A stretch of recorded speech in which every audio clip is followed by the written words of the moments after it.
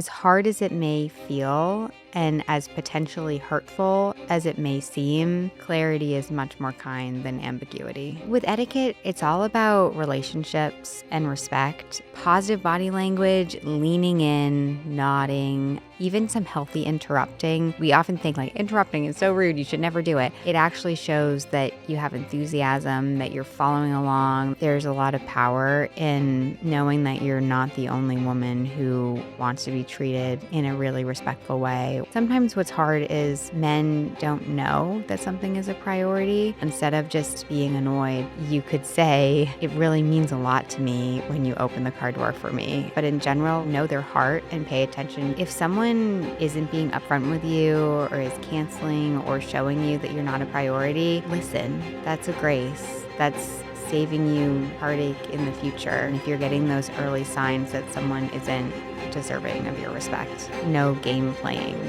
No. Yeah. No, we don't have time for that.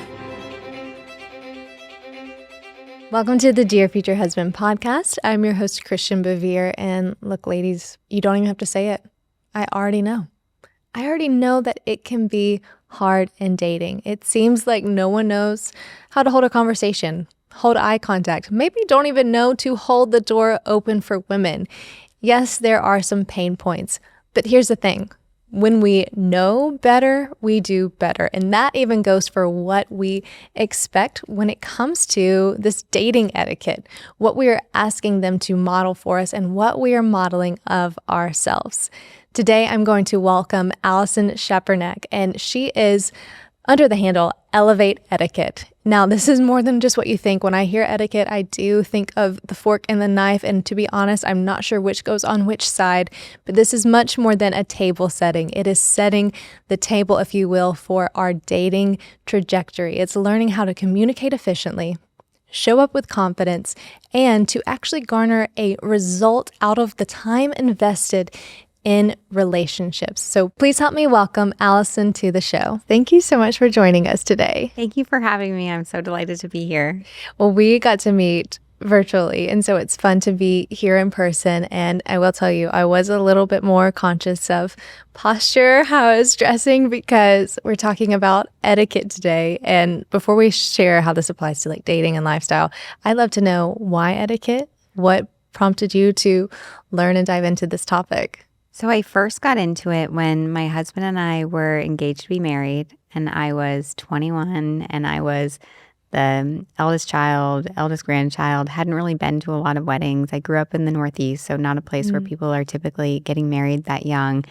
And I had all of these wedding etiquette questions like, should all of my cousins get a +1? Or how do I dress this envelope? Or who sits where? Or various things about a ceremony. And so my mom recommended that I get my first etiquette book, which I did, and I thought I was just going to turn to the pages that had the answers I was looking for. And then I found myself reading that first book cover to cover, and then countless books on etiquette and protocol and social and emotional intelligence since then. And at the time, I was working as a TV news reporter and anchor, and then I went to law school and I was practicing law.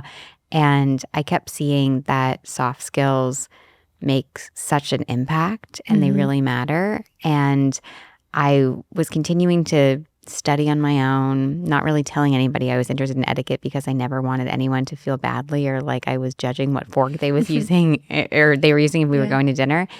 And then I went through the process of being certified in teaching British and North American etiquette just for fun, as one does. Yeah. And then as I was doing that, I got to meet some other people who had these thriving businesses, and it really piqued my interest in doing more of what I'm doing now. And I started posting on social media little easily digestible, quick etiquette tips, and things took off pretty quickly to the point where I started a business and eventually wrote a book.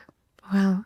Well, the book is called Was It Something I Said? It comes out March 17th. Just want to go ahead and plug that there. Thank you. But I hear so much within this, and trust me, girls, I'll get to the dating etiquette, how to show up, how to let them know you're interested, all those things. But you're already saying something that's interesting is you got married young, yet you still pursued these avenues of interest and career.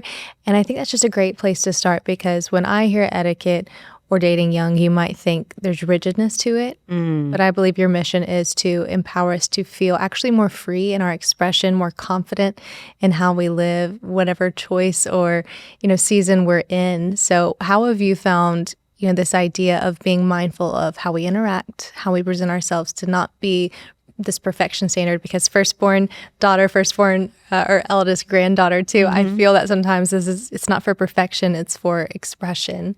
Can you share more on how that can be unraveled? Yes. So etiquette is all about respect and integrity and honesty, and it's respect for others, but it's also respect for ourselves. And it's important that we conduct ourselves or compose ourselves in a way that's deserving of respect.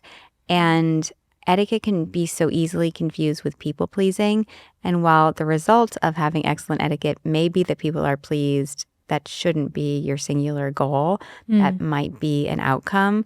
And when you get to know etiquette a little bit more and you understand what really is respectful, you can have more confidence in not being a people pleaser. For example, you can have more confidence in saying, thank you so much for that kind invitation. Unfortunately, I'm unable to join, and not provide an explanation. Or if someone offers you a drink and you don't want to have a drink in that moment, if you say, no, thank you, but I'd love whatever else you want, and you don't need to feel guilty about it or feel peer pressure to drink, those are the kinds of moments that etiquette can be really helpful in feeling confident, and also knowing that different etiquette applies in different scenarios. Yeah. So I like to use the example of if you were going to a Taylor Swift concert, or if you were going to the National Symphony Orchestra, the way that you would dress, the way that you would cheer, the time you would show up, there would be so many things that would be different in those two experiences. One isn't better than another. The etiquette is just different in terms of how you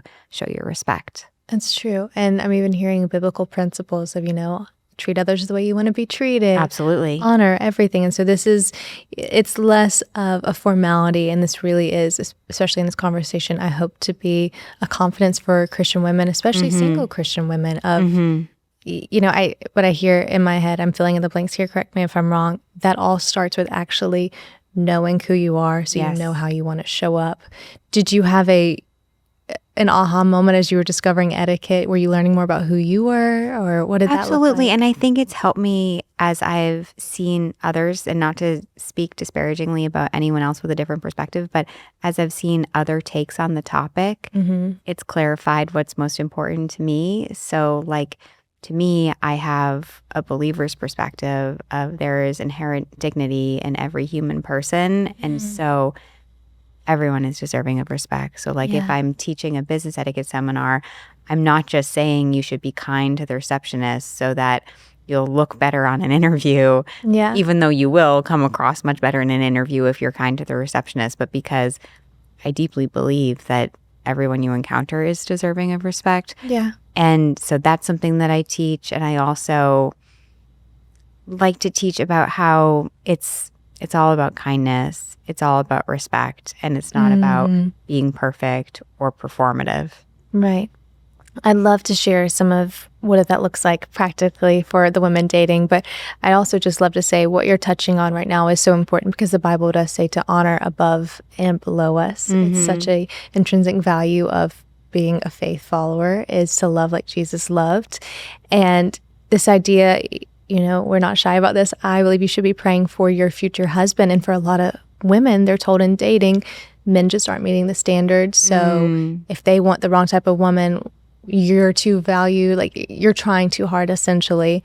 But what I'm imagining is this idea of etiquette is, I'm not waiting on someone to treat me perfectly. I'm going to show up as myself, and that actually will cause them to treat me better. It allows them to see this invitation that, oh, I believe, not to start preaching here, but I believe you are a man capable of these things. Maybe no one's treated you with that dignity yet. Yes. A lot of women are told today, well, if he's not treating you this way, don't give him the time of day. I'm not saying you should give your heart to someone that's not treating you well, but how countercultural is it, in a world where we're taught to lead with love and respect? It almost shocks people into this idea of waking up to what could be. I don't know if you'd like to share on anything or you've seen with relationships in that aspect of, as you started treating people this way, like, has it softened things within them? Has it quickened like a response that's different than if you were to not lead with respect? I think sometimes women are looking for permission to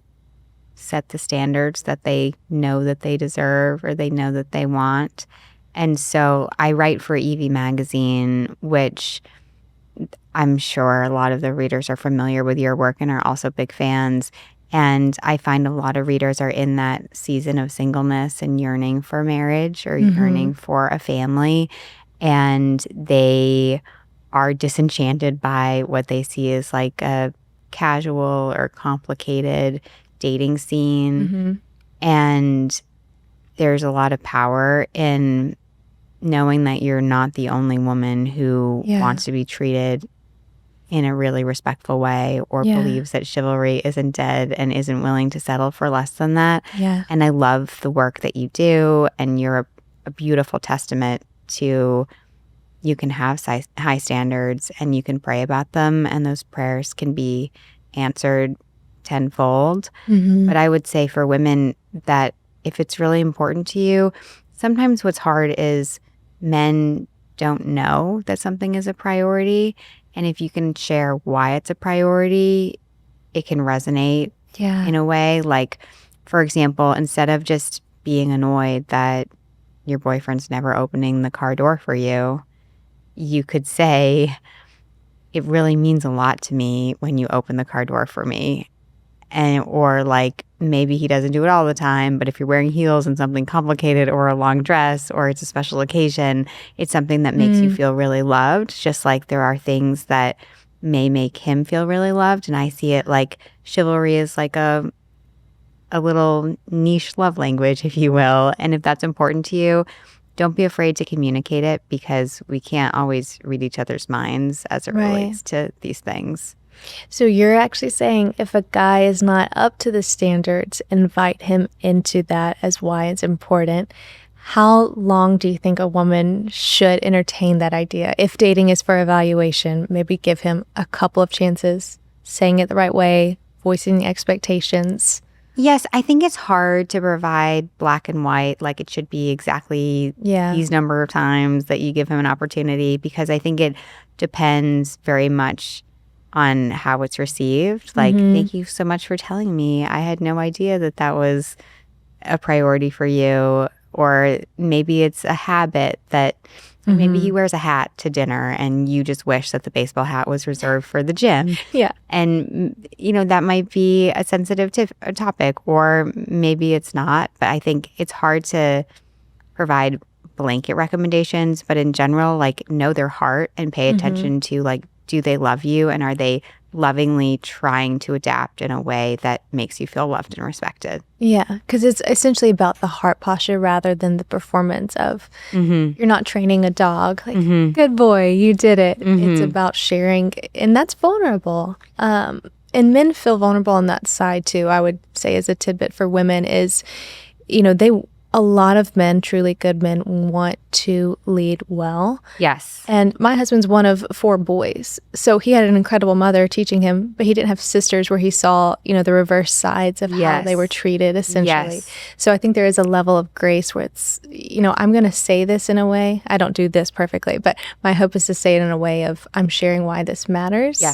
And not in a way that belittles you, because good men often will feel belittled because they hold themselves to such a standard. That's such a great point. And so, but then, even the grace side of that, you just come back from New York Fashion Week. Yes. I love this video you posted of you walked into this one setting already ready, and your husband was still in his maybe airport or whatever gym workout. But you guys had such, like, there was no rift between you guys. There's like this understanding. Can you tell me more about what does that look like in the day-to-day life? Because I think it's one thing in dating. Like, yes, how do you treat me? Show up. Are you opening the car door? But then there's real marriage that happens where we do need more grace just in everything. How do you share the importance of what matters to you and also valuing your partner as less of a performance and like just treat me well, but knowing they're a real person? That's a really loaded question, but Oh, it's a great question. And thank you for this question. So what you're referring to is a reel that I posted with my husband. So we're both walking into a restaurant and I'm wearing like a pink peplum dress and white heels that are totally impractical for New York City in February. And my husband is ready to go to the gym and we're about to sit down for breakfast. And the caption is something to the effect of like, one of us is here for the content, the other not so much. And then the lyrics of the song are, she keeps on loving me, loves me the way that I am. Mm-hmm. And my point there was just like, I think a lot of people can relate to maybe the woman in the relationship thinks everything is a fashion show and everything is like getting dressed is fun and all this kind of thing. And maybe your partner not so much, and that's okay. Yeah. I certainly pick my moments, like if we're taking a Christmas picture or we're going to like a family reunion or something like that, I might have some opinions that I would share as to like what is and is not recommended. But I remember when I was in law school, there was a judge that came and he was speaking, and one of his former law clerks was there who was working at a big firm in town, and he wasn't wearing a tie. And the judge said, he was like, "What, they don't wear ties at your firm?" And his former law clerk was like, "Oh no, they let the adults dress themselves," meaning like the adults are allowed to choose what they're going to wear. And at the time I wasn't teaching etiquette and I was a law student, and it always stuck with me, like, let the adults dress themselves. And yes, do I believe in dress codes? Yes, do I believe dress codes are a form of respect? Absolutely. But within a relationship, your love is the most important, and also only you and your significant other are really going to know what works best for you. Yeah. Hey friend, let me tell you, if you're looking for this prayer etiquette, if you will, how can I pray for my future husband? What should I be praying? That is why I wrote Future Husband Present Prayers, to give you this guide almost to getting you started, because I believe this can be a catalytic journey for you in your search and quest and heart's desire for a future relationship. And the Dear Future Husband Prayer Journal is a place to capture that, where you can write down those love letters, you can highlight those prayers, you can begin blessing your future husband. So if either of those sounds like something you're interested in, please click the links below and you can get your copy today. I saw a video, I think it was yesterday, and it was this woman, and she said, when I first moved to America, and she was dressed, ready to leave the home. It was like a blazer. It looked stunning. And then it was, continue the trickle down of 3 months, 6 months. And by the end of a year, she's in sweatpants, her hair's a mess. And it was just kind of poking fun at the American way of, we don't necessarily value, like, yes, we have the comfortability that I appreciate because we're active and things like that. However, we go to the airport in leggings and sweatpants almost every time. Yes. It seems like we have undervalued the importance of how we show up. Yes. And to both extents, that can be, beaten down to not be, over important and then under important. However, I do wonder if this is almost harder to break in America because we become so busy and so much that we don't know how to slow down and value things that are worthwhile. Have you seen that? Like, especially I've definitely hard? seen that. And it's interesting. I partnered with the Secretary of the Transportation Department on a campaign on returning to civility at airports across America. And one of the things we talked about is how you're an ambassador for America when you're traveling. And that for many people, if they're coming to the U.S. or even if they're at an airport in their home country, their first encounter with Americans will be at an airport before they go about their travels. And so why not dress in a way that's deserving of respect? Yeah. And there's something really interesting about air travel is I don't think there's any other experience where there is such a significant delta between the formality of the staff of airlines. So like they're in three-piece suits sometimes, they've got a tie, they've got the vest, they've got a jacket, they've got silk scarves, and then the passengers are in their pajamas. And I don't think that all flights should be treated the same. Like, is it a quick trip from DC to Nashville, or is it something that's halfway across the world and it's multiple connecting flights and all those kinds of things? I don't think you need to dress the same way for every travel moment, but a good rule of thumb is to dress in a way that is deserving of respect, also functional and practical for whatever your travel day looks like, and then also realize that we're all in this together and that you don't know other people's stories. So before you judge someone, like they might be coming back from a funeral, they might have had all kinds of complications. You just really don't know someone's story, and you can see kind of the worst of people sometimes in travel. And I think the more that you can be forgiving and gracious when you witness those moments, the better. So true. We have the insane gift of being able to go to Europe next month, which has been on my bucket list. I was the girl. Okay, I think I saw this. Are you going to Paris? Yes. Okay, yes. I was the girl in middle school that painted like an Eiffel Tower in her bedroom because for some reason it's just been, my bucket list item. So I'm so excited, but I was doing all the research and, why do Parisians necessarily dislike Americans? And it was kind of funny pointing back to us of, well, we're loud and we don't know how to dress. Yes. And that was the key thing to me is they're always identified before they even say anything as like they're fast-paced walking and they do not dress, in a tasteful way. And so I was thinking, okay, I'm going to book the hotels and everything, but then I'm going to plan all of our outfits because I don't want to stick out. But at the same time, it is an overnight flight, all these things. And so that's my personal little just story is, how can we do this in a way that's authentic? We'll be with little kids. And so I won't be wearing the heels, but maybe just pushing, especially Americans in the West to, can we go a little past the comfort that we're used to and do it in a way that is presenting of what's our personality? Because I think dressing and some of these formalities can be a fun indicator of what your interests are. Absolutely. And I'm excited to bring that into dating. So I think a lot of times in dating, many women feel that they have to present this air of what the man wants. And in that, we forsake being able to present the unique expression of who we are. But are there things that you would encourage women, especially on the first few dates, of maybe etiquettes to practice? I love that you're saying it's not always just saying yes and putting on a smile, but it's how you present yourself. Well, I would say if you focus too much on what a man is looking for, then you're just creating more work and complications for yourself because eventually you're going to want to be in a relationship, I would hope, that is one where the man loves you for you and for your style. And so I would save yourself the trouble and wear things that feel authentically you and make you feel beautiful and make you feel confident and also are not distracting. Like whether we're talking about a first date or a job interview or a big meeting, you want your clothes to feel like an extension of you and not like a costume or like you're trying to be somebody else. Yeah, that's a good point. You want to be you because at some point you're going to run into that man maybe thinking, oh, this isn't who I started dating. So you don't want to fool anyone. You have some really great insight in your book about actual functioning within a relationship and etiquette. But if we could, I'd love to ask a few more pointed questions for the girls watching. Yes. Okay. Do men like lipstick?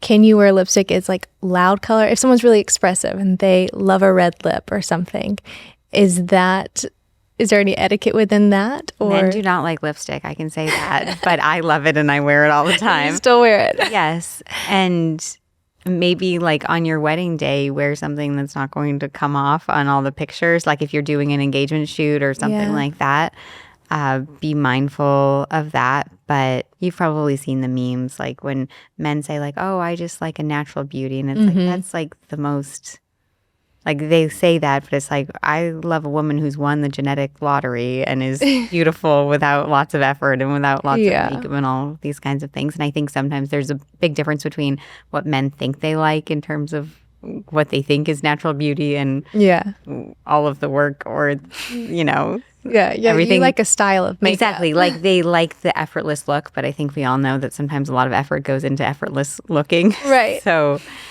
to answer your question, if you like red lipstick, wear it. Wear it. Okay. Permission. You agree? Here, I agree. And I think when men say I like it, I like when you don't wear makeup, I've seen that more when we're married and we're like hanging out and he feels Yes. he can touch my face and it doesn't have to be so precious Yes. and things like that. So Well, I think you want to be in a relationship where you're comfortable with them seeing you in all the range. And also, yes. I mean, this isn't in a dating scenario, but I have definitely found the people that we connect with most on social media, if you think about it, it's often people that you will see with no makeup, and you also will see them in full glam if there's someone that does that.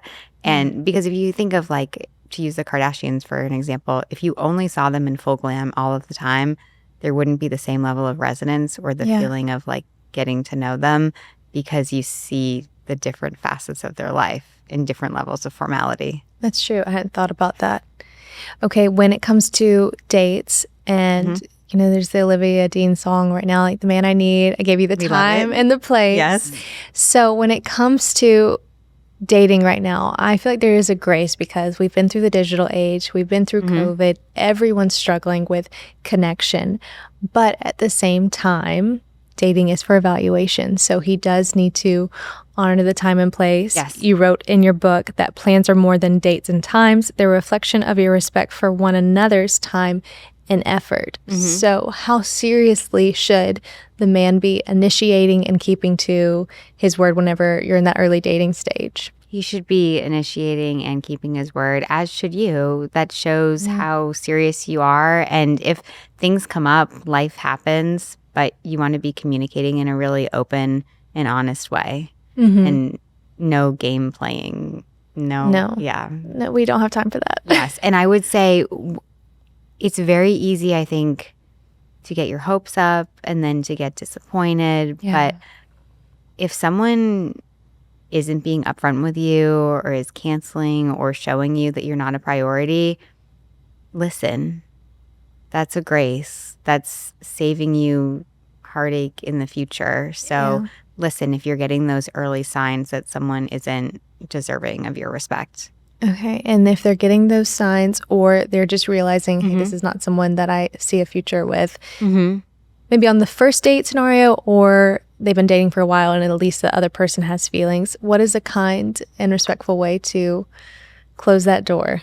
Well, if the door is being closed because they're canceling and they're not showing that this is a priority, you can say, I'm really looking for a serious relationship, and I see that that's not something that we're not on the same page here, because I'm looking for someone who I can count on, who wants to prioritize our time together.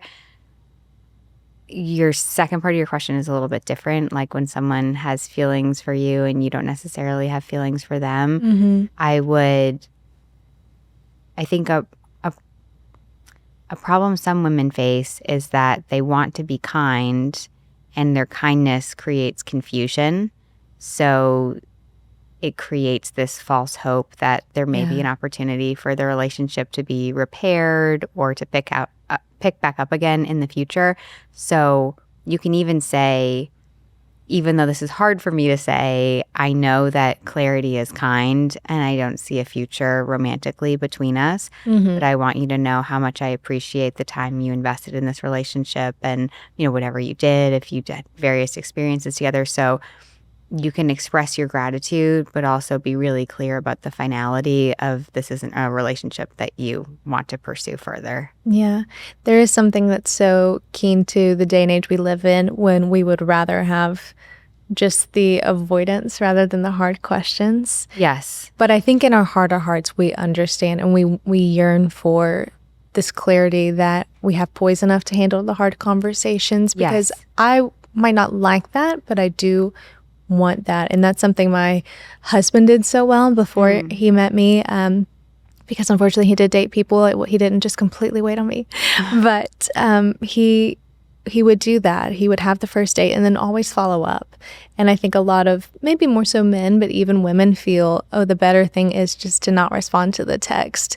But you're saying have the conversation. It's more of a marker maybe even of you rather than for them, like how you handle yourself. And yes. And I think what's interesting, and maybe you've experienced this or known people who have, people can have all kinds of hard feelings at the end of a relationship and they can feel guilty about it. Like I had a friend who she had a first date and she thought it like really didn't go well, and then she felt badly that she never really finally closed that off, and then she saw him years later and he felt the same way, like he was feeling guilty that he also never created closure. As hard as it may feel and as potentially hurtful as it may seem, clarity, not just in the relationship setting or the romantic relationship setting, clarity is much more kind than ambiguity. Yeah, completely agree.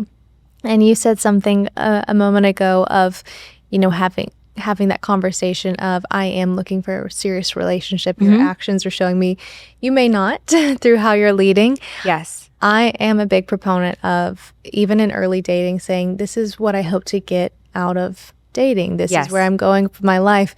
I think a lot of women are scared that they're going to come across as too formal, too intimidating if they do that. What's your advice for them and how to share those conversations without shying away, but also not feeling like it's a interrogation or a newsroom? Sure. This is something that I've written quite a bit about in EV Magazine. I have an Ask Allison column there, and I answer questions that readers write in, and they often want to know things about, like, how do I express my desire for marriage or children or a certain faith perspective or political views and all of those kinds of things.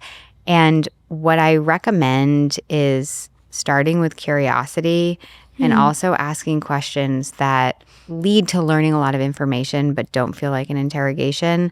So even asking someone about their weekend plans, if church comes up or if it doesn't, that's a big tell as to what their faith life looks like.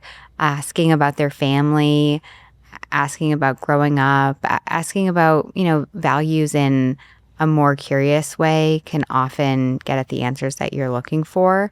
And then as you both start to open up, and it's also really important that you're not the only one asking questions. So if you are asking questions about a certain area of someone's life, you should be prepared to similarly share about that area within your own life. Yeah, that makes sense. With like, I want to receive this, so I would give it as well. Now, I'm thinking of the woman who maybe this whole topic is foreign to her. She hasn't maybe been around even a lot of women. She might think she's a tomboy at heart. What can you share about etiquette is not just how you look or speech? Maybe there's a time in your professional or personal journey where you saw, wow, this is something that's worthwhile and worth pursuing, maybe if it is feeling foreign to you at first.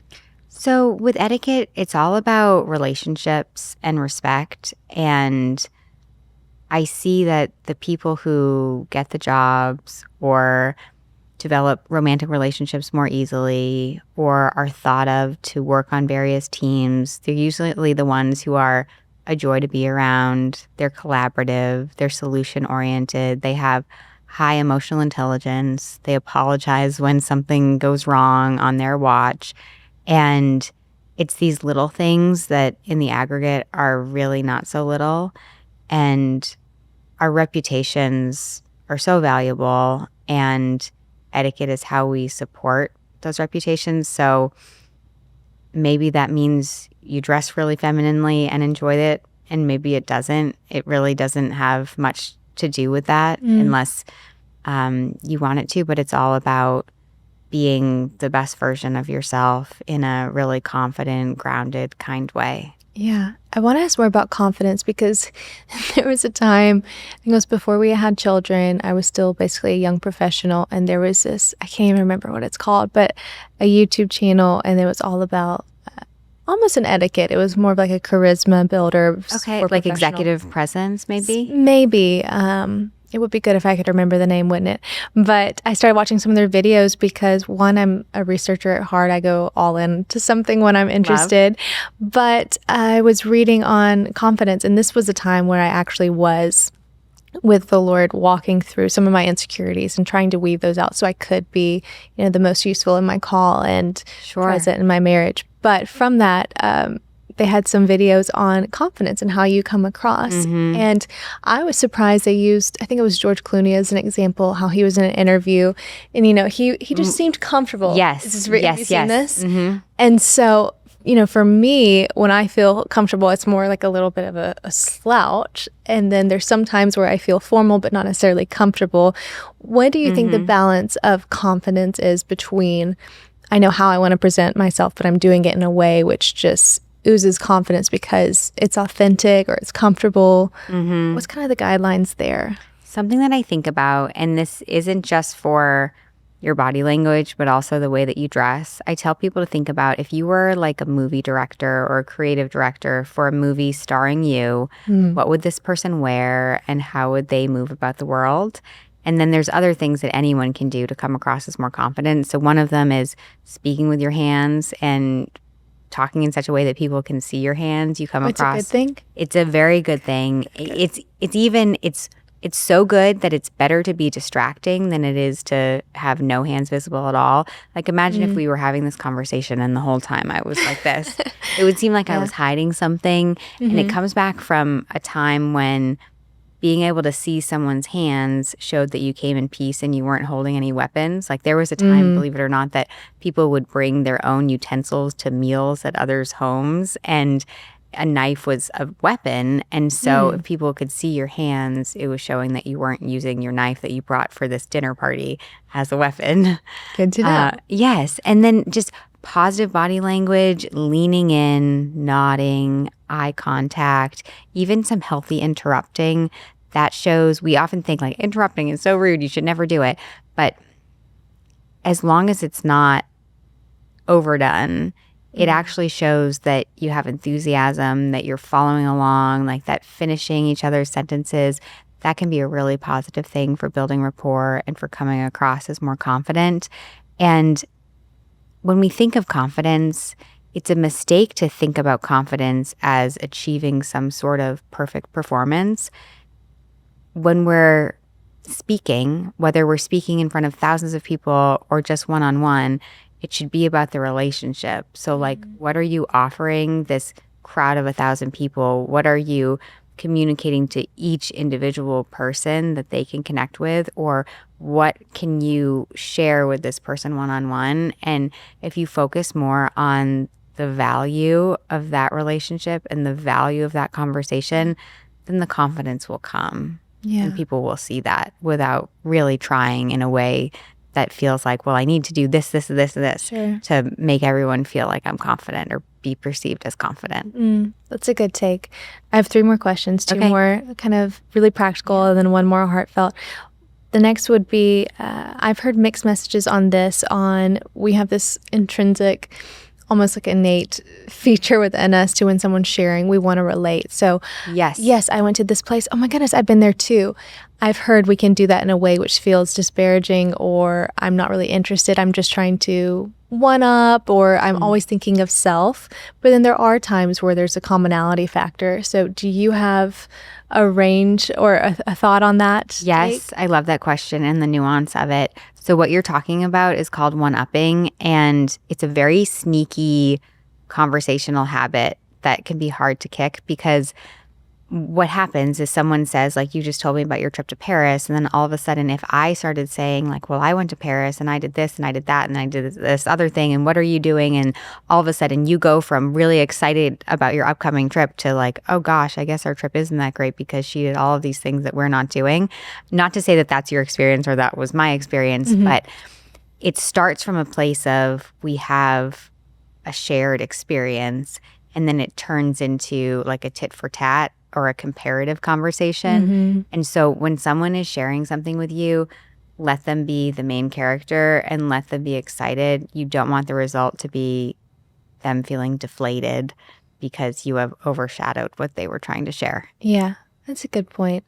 Because there's in that take, I'd love to know the things that you loved most in Paris, but if you had said, oh yeah, me too, I would have not shared about my bedroom and some of those other parts. Yes. So I love that you even mentioned that of interrupt at the right time, but let someone finish, see why they're starting to share this area with you. I think it's a really good pointer. And also pay attention. Like, you and I have so much in common that we likely would want to share a lot about our, Parisian proclivities. But if someone is saying like, oh, that's nice, and, their answers are kind of short and they're not asking follow-up questions and it seems like they're just waiting for you to finish, that's a sign that you're treading into the one-upping territory and you've lost your audience. Ooh, okay. So if someone's on a date and maybe it's not, sorry, it's circling this to something else. If he starts breaking down, should she try to ask different questions and pull something out of him? What's kind of the date etiquette there? So if you're on a date and you're sharing something and he's not really engaging, I would try to change topics to something else. Another thing that you can try is called conversational threading, and this works in dating. It also works in any scenario. So often we think about asking open-ended questions rather than asking binary questions that can be answered in one word. Open-ended questions are like, tell me about, things like that.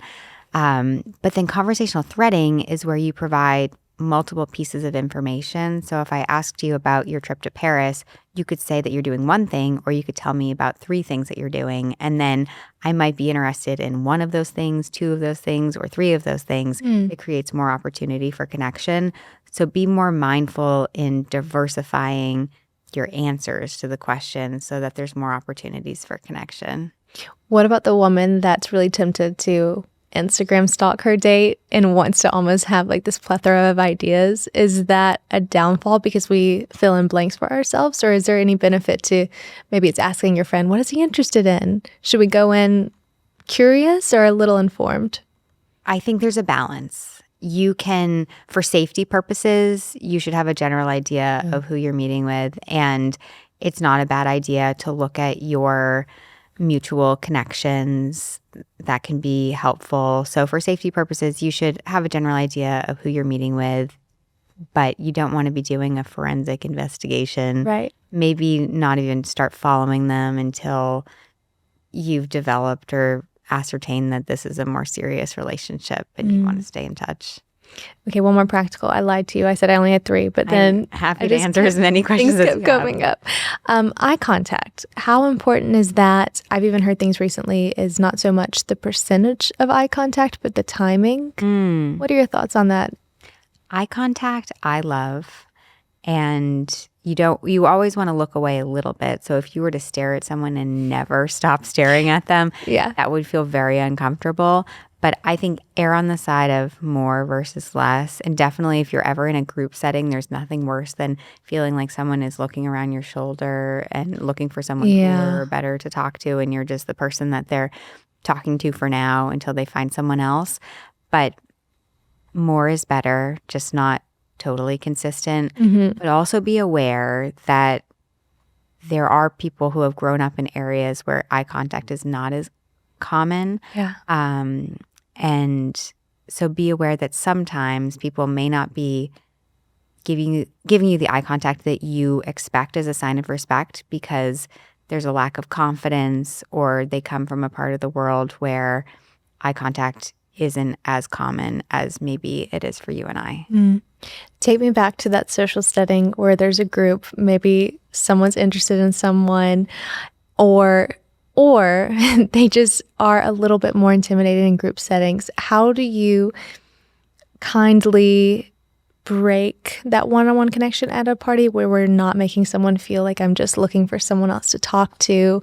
Because I was how to make a graceful exit? Yes, because I was in one this past week and it was such a loud setting and I'm a soft speaker. Oh my. So I was at the point where I was like, I really can't hear this person. I don't want them to think I'm not interested, but I just can't continue the conversation. So what are pointers for graceful exits if you're just feeling awkward, or how do we navigate that? Well, whether or not you're feeling awkward, a way to approach a graceful exit, it starts with the conversation. So you want to be really present in the conversation and showing that you're paying attention. So nodding, making eye contact, talking with your hands, asking questions, follow-up questions, all of those things. And know that you don't need to stay in every conversation forever. So it's okay for these conversations to come to a close. Pay attention and then be clear when it comes to that time to close. So say something like, it was so wonderful to see you. I loved hearing about the work that you're doing. you then wrap it up. Like you could say, like, there's a few other folks that I want to make sure that I say hello to tonight, but I hope you enjoy the rest of the evening. What you don't want to do is don't say that you're going to get a drink or you're going to the restroom and you'll be right back when you really have no intention of returning. If you talked about something, so, and we've all been there, but if, for example, you talked about a story or a book or a podcast or something that you're going to send to them, you could mention that. If you want to follow up, or there's a natural way to say, like, I'd love to get together, I'll send you an email or I'll text you soon. You can say that. If it's someone that you're close with, something I like to do is say, like, I'm going to give you a hug now, because it really punctuates the moment. Like, I'm going to give you a hug now. It was so good to see you. I hope you enjoy the rest of the evening. I'm really glad we ran into each other. Okay, so putting the emphasis on them as a clear nod, similar to the dating thing of kindness is clarity. So I'm clearly ending this conversation, but I'm being intentional. I'm not being facetious in how I'll come back. And studies have shown that most people want conversations to end before they actually end, but they don't know how to do it. Oh, interesting. So most conversational partners that you're with are not also thinking, I want to be here for 20 more minutes, and they want an exit ramp. They just don't know how to do it either. Okay, so we're all just learning. We are. Thank you for, writing this book on this. The last question I wanted to ask you and end on this more of a sweet moment is, throughout your life, either if it's someone you've studied through the way they do etiquette, celebrity, teacher, judge, anyone, or a family member, who has really put a point in the way that they live that's made you a forever student of, I want to continue to do relationships in my life in grace? Definitely my grandparents, and my grandmother specifically on my mom's side. They were like the gold standard of being phenomenal friends. And my grandmother was an amazing host and cook, and she knew how to be really hospitable and how to bring people together and make them feel really seen and loved. And so that's something that I try to do. And I laugh, like when I was in law school, she always used to ask me, like, if I had made any friends, and I would say, like, I'm doing this, that, and the other thing, and like all of these accomplishments I was proud of. But the thing that seemed to matter most to her, even though she was proud of me, was she really wanted me to have a community. And it took a little time. I had to pass the bar and, bill 1 million hours first. But eventually I developed a really, really wonderful community of friends that feel like family. And it's been by and large through hosting a lot of parties, formal, casual, everything in between. And if I know anything about hosting and etiquette, it's because I learned it from her first. So sweet. And that's a multi-generational approach too, which is so nice. It doesn't necessarily probably look the same way to host and to be etiquette, but there's something about, the heart behind it all. And I believe that's what you hope to capture through this book, which launches March 17th. Now, I love that the subtitle is To Avoid Awkward Moments in Relationships, Work, and Life. So this isn't, again, this perfection standard that we can't reach. It's about actually relating to one another. Is there anything else you want to say about the book, or where can they find you if they're like, Allison, please help me with more of the etiquette I need? Thank you. So the book comes out March 17th, and you can find me at Elevate Etiquette on all the social media places and at elevateetiquette.com. I'm also on Substack, and just so grateful to be here, and also so inspired by seeing the success of your book and your flourishing community here, and really grateful to have this conversation. Well, thank you for coming on, and thank you for informing me some things that I'm going to be taking as nuggets. I'm sure you watching will do the same. I will link the book in the description below. And until next time, I will see you on the Dear Future Husband podcast. Make sure you are liking, rating, reviewing, commenting. Maybe share an etiquette tip that you've learned or something that's been transformational in your dating experience, so someone else that's reading can take that as a little bit of wisdom. And thank you so much for being here on the Dear Future Husband podcast.